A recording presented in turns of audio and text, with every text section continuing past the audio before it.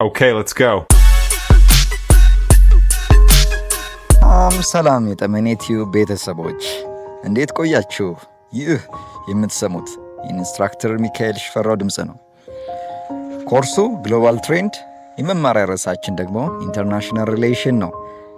ወደ ትምህርቱ ከመግባታችን በፊት ግን የእናንተ ኤንጌጅመንት በትልቁ ለዚህ አዲስ ለከፈትነው ቻናል ግብአት ስለሚሆነን እስቲ 5 ሰከንድ ልስጣችሁና ይህንን ቪዲዮ ኦዲዮ ከመከታተላችን በፊት እስቲ ላይክ በማድረግ ጀምሩ። 5 ሰከንድ ነው የምሰጣችሁ። ላይክ አድርጉ። 1 2 3 4 5 ላይክ ስላደረጋችሁ አመሰግናለሁ። በጣም አሪፍ። ኦኬ ዛሬ አንደርስታንዲንግ ኢንተርናሽናል ሪሌሽን ላይ ነው ትኩረት የምናደርገው። ባለፈው ክላሶቻችን እንደምታስታውሱት ኮንሰፕቹዋላይዚንግ ኔሽን፣ ናሽናሊዝም ኤንድ ስቴት በሚሉት ላይ በደንብ ቪዲዮዎችን ሰርተን እንግዲህ ሼር እንዳደረግና እንደተማማርን ይታወቃል። ያላያችሁ ቪዲዮን ወደ ኋላ መለስ ብላችሁ በደንብ ምክንያቱም ከዚህ በኋላ ግሎባል ትሬንድን ለማጥናት እነዚህን ኮንሰፕቶች ካልተረዳን እጅግ ሊወሳሰብብን ስለሚችል ኔሽን፣ ናሽናሊዝም ኤንድ ስቴት የሚሉትን ሀሳቦች ቀድሜ በለቀኳቸውና ባጋራዋቸው ቪዲዮዎች ላይ ወደ ኋላ መለስ ብላችሁ እንድትከታተሉ እንድትማሩ ጠይቃለሁኝ። ወደ ዛሬው ቀጥታ ትምህርት እንገባለን። 1.2 አንደርስታንዲንግ ኢንተርናሽናል ሪሌሽን ሌት አስ ቢጊን ባይ ዲፋይኒንግ the term international relation። ለመሆኑ ራሱ ኢንተርናሽናል ሪሌሽን ወይም ዓለም አቀፍ ግንኙነት ዴፊኒሽኑ there is no consistent definition by the way to define these broad concept international relation ወይንም የውጭ ግንኙነት የምንለውን ዲፋይን ለማድረግ ወይም የራሱን ትንታኔ ለመስጠት ብዙ ዲፊኒሽኖችን ማንሳት እንችላለን። ግን ከነሱ መካከል ብዙ ተቀባይነት ያገኘውን ዲፊኒሽን ወይም ብዙዎች የሚስማሙበትን ዲፊኒሽን እዚህ ጋር አስቀምጥላችኋለሁ። ኦኬ ኢንተርናሽናል ሪሌሽን ዲፊኒሽን it is a range of interactions between people, groups, associations, nations, states and NGOs or non-governmental organization። በአጭርና ሾርት ላይን ፕሪሳይስሊ ነው እዚህ ጋር ዲፊኒሽኑን ያስቀመጠልን። በአጭሩ ኢንተራክሽን ነው፣ ግንኙነት ነው። በማን መካከል? በሰዎች መካከል by people, groups የቡድኖች፣ አሶሲዬሽንስ በማህበራት፣ ኔሽን ኤንድ ስቴትስ በሀገራት፣ እንደዚሁም ኤንጂኦስ ወይንም መንግስታዊ ያልሆኑ ድርጅቶች እና ሌሎች ኦርጋናይዜሽኖችንም ማንሳት እንችላለን። በእነዚህ መካከል ያለ ኢንተራክሽን ብዙ ጊዜ ሰዎች ኢንተርናሽናል ሪሌሽን ሲባል የሆነ ሀገር ኢትዮጵያ ከጣሊያን ጋር፣ ጀርመን ከስፔን ጋር፣ ኦር ብራዚል ከኮሎምቢያ ጋር ያላቸው ሪሌሽንሺፕ ብቻ አድርገው ያስባሉ። ኖ እዚህ ቁጭ ብለን ለምሳሌ አሜሪካ ካለ አንድ ወዳጃችን ጋር በዙም ይሆናል በተለያዩ የሶሻል ሚዲያ ፕላትፎርሞች ለምሳሌ ቻት እያደረግን ይሆናል። ያ ራሱ ኢንተርናሽናል ሪሌሽን ነው። ምክንያቱም ኦልሬዲ እዛ ካለ ሰው ጋር እዚህ ሆነን ሪሌት እያደረግን ስለሆነ ለዚህ ነው ቢትዊን ፒፕል ብሎ የሚጀምረው። ኦኬ ከዛ ስቴትመንታችን ምን ብሎ ይቀጥላል? we now live in a world where it is impossible to isolate our experience from the international dimension። ይሄ በደንብ ሊሰመርበት የሚገባ ነው። ይህንን ትምህርት ስንማር ዋና ዓላማው ምንድነው? የትኛውም ልክ አይደለም እንደኛ አይነት ሀገር ቀርቶ በጣም በጣም በጣም ቫስት የሆነ ፓወርፉል የሆነ በኢኮኖሚ በተለያዩ በሚሊተሪ በቴክኖሎጂ ካፓቢሊቲያቸው እንኳን በጣም ግዙፍ አንቀሳቃሽ የሆኑ ሀገራት እንኳን የራሴን ደሴት ሌላ ሀገር አያስፈልገኝም ብሎ መኖር አይችሉም። የትኛውም ሀገር የሌሎች ሀገራት ሪሌሽን ወይም ኢንተራክሽኑን ወይም ራስን አግልሎ መኖር አይችልም ማለት ነው። it is impossible ጭራሽ የሚታሰብ ስላልሆነ ማለት ነው። ስለዚህ ይህ ኢንተራክሽን አይቀሬ ከሆነ የግድ እንደዚህ አይነት ትምህርቶችን መማር ያስፈልገናል ማለት ነው፣ ስለ ውጭ ግንኙነት ማለት ነው። ሶ ስተዲንግ ኢንተርናሽናል ሪሌሽን ታዲያ ምን ኢኔብል ያደርግልናል በዚህ አይቀሬ በሆነ ግንኙነት? because we are already interconnected intellectually with the technology, media, geographically በተለያየ መንገድ ስለምንገናኝ ኢንተርናሽናል ሪሌሽንን ስናጠና እንደ ተማሪ እስቲ ለእናንተስ ምን አይነት ጠቀሜታ ይሰጣችኋል? ስተዲንግ ኢንተርናሽናል ሪሌሽን እንግዲህ 3 መሰረታዊ ጥቅሞችን እዚህ ጋር ለማስቀመጥ ሞክሬያለሁኝ። አንደኛው it helps you to comprehend the information that you receive. As we know, we can receive information from different media platforms, from news, from televisions, from magazines and other social medias. ስለዚህ ኢንፎርሜሽን ሪሲቭ ካደረግን በኋላ እንዴት አድርገን ነው ትርጉም የምንሰጠው? ኮምፕረሄንድ ስናደርግ ያገኘነውን መረጃ በሙሉ ትክክል ነው ብለን እንቀበላለን ወይስ እንዴት ነው የሚለውን አንድ ሰው የኢንተርናሽናል ሪሌሽንን አጠቃላይ አሬናውን ወይንም አጠቃላይ ዓለም ወዴት እየሄደች እንደሆነ ትሬንዱን ከተረዳ ኢንፎርሜሽንን እንዴት አድርጎ ትርጉም እንደሚሰጥ በቀላሉ መረዳት ይችላል። Number 2, studying international relation enables us to understand policymakers and leaders' decision and reasoning behind their actions. ዓለማችን ላይ ስንኖር እንግዲህ የተለያዩ ፖሊሲ አውጪዎች አሉ፣ እንደዚሁም መሪዎች አሉ አይደል? በአገራችንም በውጭም። ስለዚህ ከውሳኔያቸው በስተጀርባ ሞቲቫቸው ምንድን ነው? ድራይቪንግ ሞቲቭ የእነሱስ የወሰኑት ውሳኔ ወይንም ከሪዝኒንግ ቢሃይንድ ምን አስበው ነው ያን ነገር ያደረጉት? እኛ ላይስ ምን አይነት ኢፌክት ይፈጥራል ብለን በራሳችን ህይወት ላይ በአንድም በሌላም አፌክሽን ሊኖረው ስለሚችል ቀድመን አዌርነስ ክሪኤት እንድናደርግ በትልቁ ስለሚረዳን የፖሊሲ ሜከርስ እና የሊደርስን ውሳኔዎች በደንብ አድርገን እንድናጠና ወይም እንድንገነዘብ ይረዳናል ማለት ነው። ምን ማድረግ? የዓለም አቀፍ ግንኙነትን ማጥናት። በሶስተኛ as a member of the world's community, people have to be equally aware of their rights and responsibilities. ድሃም ሆነ ሀብታም ሀገር ሆነ ትንሽ ቁጥር ያለው ህዝብ ሆነ ብዙ ቁጥር ያለው ሆነ አፍሪካዊ ሆነ አውሮፓዊ ሆነ ኤዚያዊ ሆነ ሁሉም ምንድን ነው? it is a member of the world's community. በምንም ሁኔታ ያለ ምንም መስፈርት የዓለም እኛም አንድ አካል ነን፣ አንድ አባልም ነን። ስለዚህ እንደ ዓለም አባልነታችን እንደ ሌሎች ሰዎች ሁሉ መብቶቻችንንና የሚጠበቁብንን ኃላፊነቶች እንድናውቅ ይረዳናል፣ ወይንም ምን እንደሚጠበቅብን እንድናውቅ ይረዳናል ማለት ነው። ስለዚህ ኢንተርናሽናል ሪሌሽን በዋነኝነት እነዚህን 3 መሰረታዊ ነገሮችን እንግዲህ ጥቅም ይዞልን ይመጣል ማለት ነው። ኦኬ፣ ስለ ኢንተርናሽናል ሪሌሽን እንግዲህ እንዴት መጠናት ተጀመረ የሚለውን ኦሪጂናል ከጊዜው ጀምረን እናያለን። Originally, the study of international relation was seen largely as a branch of the study of law, philosophy and history. እንግዲህ ኢንተርናሽናል ሪሌሽን ራሱን የቻለ ዲሲፕሊን ሆኖ ከመውጣቱ በፊት ምን ውስጥ እናገኘዋለን? በፊት ማለት ነው በቆይታ ወይንም through the ancient times እነዚህ በደንብ እድሜ ጠገብ በሆኑት በህግ በፍልስፍናና በታሪክ ትምህርቶች ውስጥ አብሮ ተደብሎ እንጂ ኢንተርናሽናል ሪሌሽን የሚባል የጥናት ዘርፍ አልነበረም ማለት ነው። በእነዚህ ትምህርቶች ውስጥ ግን አብሮ ተዳብሎ ልናገኘው እንችላለን። ግን ከቆይታ በኋላ ጠቀሜታው በደንብ የናኘ ሲመጣ ለመጀመሪያ ጊዜ ዌልስ ዩኒቨርሲቲ ላይ እንግዲህ ዌልስ ዩኒቨርሲቲ እንግዲህ ግሬት ብሪቴን ውስጥ በምትገኘው ዌልስ ዩኒቨርሲቲ ውስጥ ለመጀመሪያ ጊዜ ሰው ዌልስ ዩኒቨርሲቲ was the first place to study international relation። ብዙ ጊዜ እንደውም ፈተና ላይ ይሄ አይቀሬ ነው። ቦታው የት ነው ለመጀመሪያ ጊዜ ኢንተርናሽናል ሪሌሽን የተጠናው ከተባለ መልሳችን በቀጥታ ወደ ዌልስ ዩኒቨርሲቲ ይሆናል። ሰውየውስ ማን ነው? ለመጀመሪያ ጊዜ ኢንተርናሽናል ሪሌሽን የተጠቀመው ቃሉን ጀረሚ ቤንተም ይባላል። ጀረሚ ቤንተም was the first person who used the word international relation። እንግዲህ ኢንተርናሽናል ሪሌሽንን እንዳነገርኳችሁ it is inescapable ይላል። participation in international is inescapable unavoidable ማለት ነው።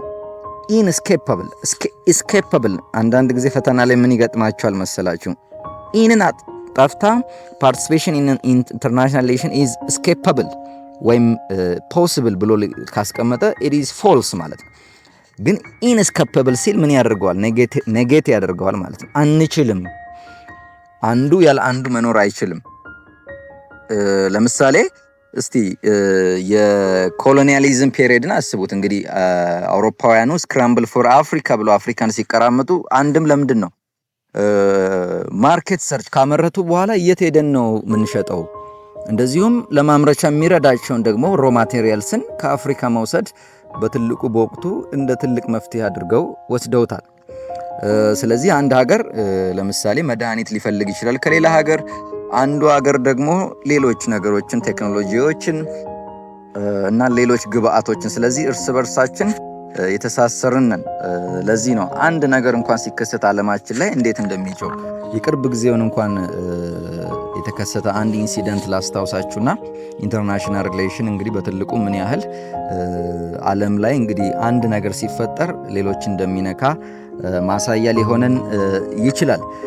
ፎር ኤግዛምፕል የቻርሊ ከርክ you know he's a US conservative activist and he was assassinated while speaking an event at Utah Valley University ላይ እንግዲህ የዩኤስ አክቲቪስት እንግዲህ እንደተገደለ ታውቃላችሁና በዛ ላይ እንግዲህ በእኛ ሀገር ሚዲያዎች በቲክቶኩ በሉት በዩቲዩቡ የተለያዩ ፕላትፎርሞች ላይ የተከሰተው ዩናይትድ ስቴትስ ኦፍ አሜሪካ ላይ ቢሆንም እኛ ሀገር ድረስ መጥቶ ሰዎችን እንደውም በሁለት ጎራ ሪፐብሊካን ዴሞክራት እያሉ ሁሉ ጎራ ይዘው ሲከራከሩበት እኛ ጋር ብቻ ሳይሆን በዓለም ደረጃ የሚገኙ ሰዎች ምን ያህል እንግዲህ ስለዚህ እርስ በርሳችን ወደ አንድ ቪሌጅ ምድራችን እየመጣች እንደሆነ ማሳያ ነው። ኦኬ by saying this let us proceed to differentiate between domestic law versus international law። ሁለት አይነት እንግዲህ ሎዎች ወይም ህጎች አሉን በዓለም አሰላለፍ ውስጥ። የመጀመሪያው ዶሜስቲክ ሎ የሀገር ውስጥ ወይም ሀገር ውስጥ የሚተገበር ወይም በዶሜስቲክ ደረጃ፣ እንዲሁም ዓለም አቀፍ ሎ ወይም ኢንተርናሽናል ሎ ኦር ፖሊሲ ብለን እናያለን። ሁለቱን የሚለያቸው ምንድን ነው የሚለውን ቤዚክ ኮንሰፕቱን አይተን እናልፋለን። Domestic law is generally obeyed, if not the police and court enforce, and it is domestically a government has monopoly on legitimate use of force. በሲምፕሊ ዶሜስቲክ ሎ ማለት እንዴት አድርጋችሁ ትገልጹታላችሁ ወይም ትረዱታላችሁ መሰላችሁ? ሀገር ውስጥ የሚወጡ ህጎች አሉ። ለምሳሌ የኢትዮጵያ ህገ መንግስት ይህንን ማድረግ እንደዚህ ያስቀጣል ተብሎ የተቀመጠ ነው። ስለዚህ በሀገር ደረጃ ያለን በዛ መሰረት የሰረቀ ሰው ይህን ያህል ቅጣት ይገባዋል፣ የደፈረ እንደዚህ ሰውን የገደለ ሰው እየተባለ ህግ ተቀምጧል። በዛ መሰረት የሀገሪቱ መንግስት ፖሊስ፣ ህግ አስፈጻሚው አካል በሀገር ውስጥ በሚያወጣው ህግ ያንን ተላልፎ የሚገኙ ሰዎችን በዶሜስቲክ ሎ ምን ያደርጋቸዋል ማለት ነው? ቅጣት ይቀጣቸዋል። ስለዚህ መንግስት ምን አለው? ሌጂቲሜሲ አለው ማለት ነው። ቅቡልነት አለው። ምን የመጠቀም ኃይልን ተጠቅሞ ያንን ህግ የማስከበር ማለት ነው። ስለዚህ በሀገር ውስጥ የሚወጣ ህግ ዶሜስቲክ ሎ እንላለን። ህጉን የሚያስፈጽምልን ደግሞ ገቨርንመንት ነው። መብቱም ያለው ገቨርንመንት ጋር ነው። ኢንተርናሽናል ሎ ጋር ስንመጣ ግን it rests on competing legal systems. There is no common enforcement. No one has monopoly of force, and therefore international politics has been often interpreted as the realm of ሰልፍ ሄልፕ እንለዋለን። እሺ ከዶሜስቲክ ሎ አንጻር አድርገን እና ቅድም ምን ብለናል? ዶሜስቲክ ሎ ላይ ገቨርንመንት ምን አለው ብለናል? ሞኖፖሊ ያለው ወይም ሌጂቲሜሲ ያለው ምን የማድረግ ፎርስን የመጠቀም። ይሄ ግን ኢንተርናሽናል ሎ ይወጣል እኮ ዓለም አቀፍ ህግ ይወጣና ግን ማስፈጸም ላይ ስንሄድ እርስ በርስ ሌጋል ሲስተሞች ኮምፒቲንግ ናቸው። አንድ ሀገር ተነጥሎ ብቻውን ሌላን ሀገር ጋር ሄዶ አይቀጣም። የሆነ ሀገር ብቻ ተለይቶ የዓለም ገዢ የሚባል ሀገር የለም። ስለዚህ ለዚህ ነው ኢንተርናሽናል ፖለቲክስ ኦፍን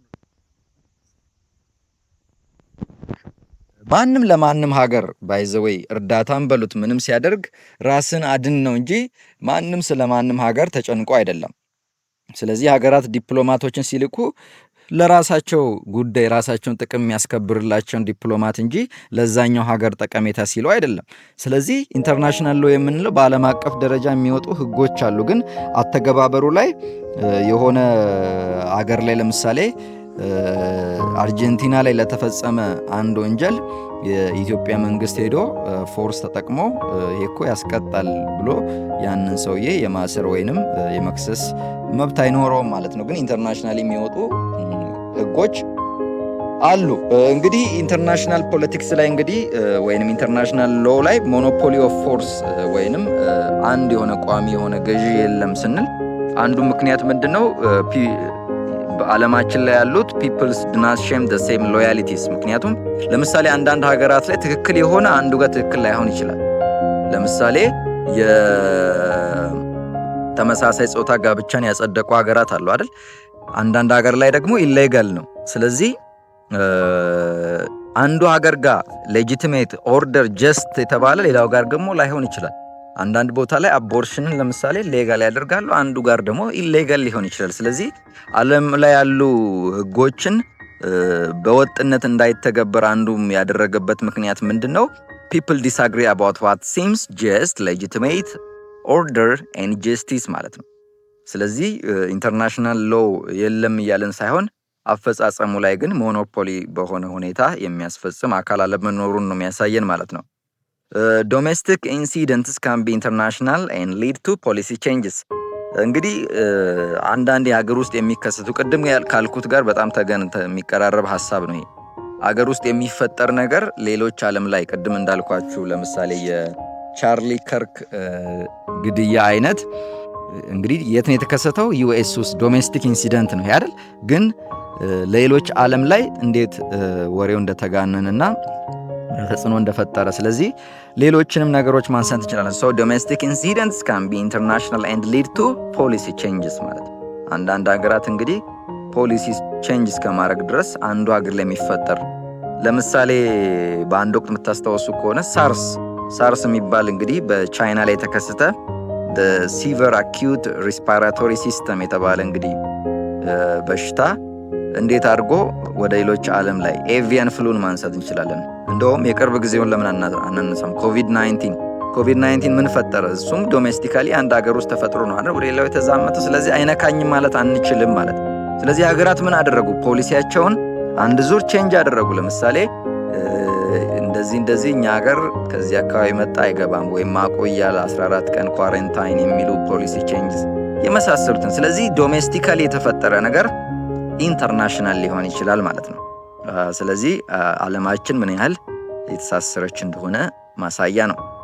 ኢንተርናሽናል ሪሌሽንን በተመለከተ there is a philosophical disputes between two scholars the Hobbesian versus Lockean የምንለው ወይንም ፊሎሶፊካሊ ኢንተርናሽናል ሪሌሽንን በተመለከተ ሁለት ጽንፍ የያዙ ስኮላሮችን እናነሳለን። ሆቤሲያን versus ሎኪያን ስንል ቶማስ ሆብስ እና ጆን ሎክን ነው የምናነሳው። ስለዚህ ኮምፔር ኤንድ ኮንትራስት ያደረግን ሀሳባቸውን በማየት የዛሬውን ትምህርታችንን እንቋጫለን። ቶማስ ሆብስ እንግዲህ ሪያሊስቲክ ሲሆን ጆን ሎክ አይዲያሊስቲክ ነው። ሪያሊስቲክ ማለት በትክክል በእውነተኛው ዓለም ላይ አሁን ሪሊ እየተተገበረ ያለውን ሪሉን ላይፍ ነው ቶማስ ሆብስ እያነሳ ያለው። የጆን ሎክ ሞር ግን አይዲያ ቤዝድ ነው። በተግባር ስናየው መሬት ላይ ያልወረደ ግን በሀሳብ ደረጃ አይዲያ ሆኖ መሬት ላይ ፕራክቲካሊ ያልወረደ ልንለው እንችላለን። ቶማስ ሆብስ አጌይን ኢዝ ፔሲሚስቲክ ዋይል ጆን ሎክ ኢዝ ኦፕቲሚስቲክ።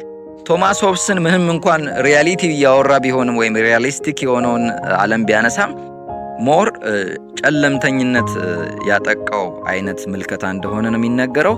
የጆን ሎክ ግን በጣም ኦፕቲሚስቲክ ወይንም ፖዚቲቭ የሆነ ቲንኪንግ ነው። ኦኬ ለምንድን ነው እንደዚህ ያልነው? ቶማስ ሆብስን ብንሄድ እንግዲህ he argues that state of society ወይም አጠቃላይ ይሄ ኢንተርናሽናል ሪሌሽን በሉት እንግዲህ አጠቃላይ ይሄ የሶሳይቲ መፈጠር ወይም ግንኙነት በሀገራት መካከል መኖሩ it to be continual fear ይለናል። እንግዲህ danger of violent days life of man is solitary poor nasty brutish and short ይላል። በአጠቃላይ የሰው ልጅ ሲፈጠር ራሱ unsociable ነው፣ ዲስአግሪየብል ነው፣ መርደረር ነው። ስለዚህ ስቴት ኦፍ ሶሳይቲ የሚባለው ነገር ሁልጊዜም አስጊ ነው ወይም ስጋት ነው። ዓለማችን ላይ ያለውን እንግዲህ አሁን ላይ ያለውን በኒውክሌር ዌፐን ሁሉም ሀገራት ራሴን ለመከላከል እያሉ እየታጠቁ ነው አይደል? ቢያንስ ወደ 11 ሀገራት አሁን ኒውክሌር ዌፐን አላቸው። ስለዚህ ሁልጊዜም ቶማስ ሆብስ የሚለው የሰው ልጅ ሁልጊዜም እንግዲህ ሞር ሶሻብል ከመሆን ይልቅ ወይንም ሰላምን ከማውረድ ይልቅ ወደ ጦርነቱ ያዘነበለ ነው። አንሶሻብል እንደሆነ፣ ናስቲ ስንል ዲስአግሪየብል የማይስማማ ነው፣ ብረቲሽ ስንል መርደረር ገዳይ እንደሆነ እና ሁልጊዜም ስቴት ኦፍ ሶሳይቲ ኮንቲኒዩዋሊ ዓለማችንን ፊር ውስጥ እንደሚከታት ነው እንግዲህ ቶማስ ሆብስ የሚያስቀምጥልን። ያንንም እንግዲህ በአንዳንድ ሪያሊቲ እናየዋለን። ጆን ሎክ እንዳልኳችሁ አይዲያሊስቲክ እና ኦፕቲሚስቲክ የሆነ ቪው ነው ያለው። ምን ብሎ ነው የሚያምነው? ሶሻቢሊቲ was the strongest bond between men። የሰው ልጅ ሲፈጠርም ጀምሮ እንግዲህ ስትሮንገስት የሆነ ቦንድ ወይም ሶሻብል እንዲሆን ነው። ሜን ዌር ኢኳል ሶሻብል ኤንድ ፍሪ ብሎ ነው የሚያስበው። ስለዚህ the nature did not arm man against man። ተፈጥሮ እንግዲህ ሰው በሰው ላይ እንግዲህ እንዲተኩስ ወይንም ሰውን እንዲያጠፋ አድርጋ አልፈጠረችውም። የሰው ልጅ ሲፈጠርም ጀምሮ ሶሻብል ሆኖ ሰላማዊ የሆነ ፍጡር ነው ወደዚህ ምድር ከመጣ በኋላ ያሉት ነገሮች ካልሆነ በቀር። ስለዚህ ሰላምን ማውረድ ይቻላል በንግግር፣ ጦርነትን አቮይድ ማድረግ እንችላለን ነው ጆን ሎክ። ቶማስ ሆብስ ጋር ብትሄዱ ግን ዋር የሚባለው ነገር ሁልጊዜም ኮንፍሊክት የሚባለው ነገር አይቀሬ ነው፣ ማስወገድ የምንችለው አይደለም ብሎ ነው የሚያምነው። ጆን ሎክ ግን ሰላማዊ ነው የሰው ልጅ ሲፈጠርም። ስለዚህ ጦርነትን፣ የተለያዩ ግጭቶችን በንግግር መፍታት ይቻላል። እንደው ምን ይላል? ሶሳይቲ was possible even in the state of preceding government። እንግዲህ ገቨርንመንት ሳይኖር በፊት ራሱ የሚያስተዳድራቸው የሰው ልጆች በሰላም ሲኖሩ ነበረ። ስለዚህ የሰው ልጅ ሲፈጠርም ሰላማዊ እንደሆነ አንዱ ማሳያ ነው ብሎ የራሱን የሆነ ፖይንት ኦፍ ቪው ወይንም ፐርስፔክቲቭ ያስቀምጥልናል ማለት ነው። Okay, by saying this, in the next class we will proceed on the nature and evolution of IR or international relation። ስለዚህ የዛሬው ትምህርታችን በአጠቃላይ የኢንተርናሽናል ሪሌሽን ዲፋይን አድርገናል። ለምንድነው ማጥናታችን ጠቀሜታው፣ እንደዚሁም ዶሜስቲክ ሎው እና ኢንተርናሽናል ሎው፣ እንደዚሁም የቶማስ ሆብስ እና የጆን ሎክን ሁለት የተጣረሱ የኢንተርናሽናል ሪሌሽን ዲስፒዩትስን ለማየት የጣርንበት ቪዲዮ ነው። እንግዲህ ቪዲዮ ከተመቻችሁ ላይክ፣ እንደዚሁም ለሌሎች ጓደኞቻችሁ እንዲደርሳቸው ሼር፣ ሌሎች ቪዲዮዎችን አፕሎድ ስናደርግ ኖቲፊኬሽን እንዲደርሳችሁ ደግሞ የደውል ምልክቱን እንድትጫኑ እጠይቃለሁኝ። ስለነበረን ቆይታ አመሰግናለሁ። በሚቀጥለው ቪዲዮ እስክንገናኝ ድረስ መልካም ቆይታ። ይህ ጠመኔ ቲዩብ ነው።